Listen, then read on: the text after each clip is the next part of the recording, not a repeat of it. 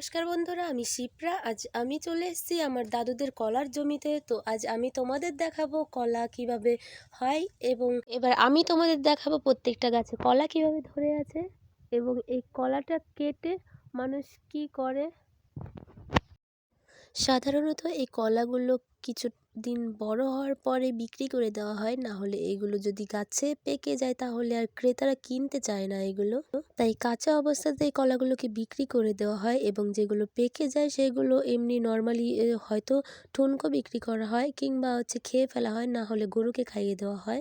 সাধারণত এই কলাগুলো গাছে একবার করেই হয়, এবং এই কলাটা কাটার পরে গাছটাকেও কেটে ফেলতে হয়। চলো তোমাদের কিছু পাকা কলা দেখাই। সামনেই দেখলাম একটা কাঁধিতে কলাগুলো খুব সুন্দরভাবে পেকে আছে এবং সেগুলো পাখিতে খাচ্ছে। দেখো কলাগুলো খুবই সুন্দর পেকে গেছে।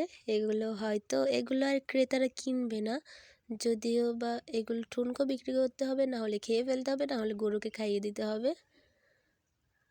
আর প্রত্যেকটা কলাই কিন্তু বিক্রি হবে, মানে কাঁচা কলাগুলো প্রত্যেকটাই বিক্রি করা যাবে, কিন্তু পাকাটা ক্রেতারা কিনবে না।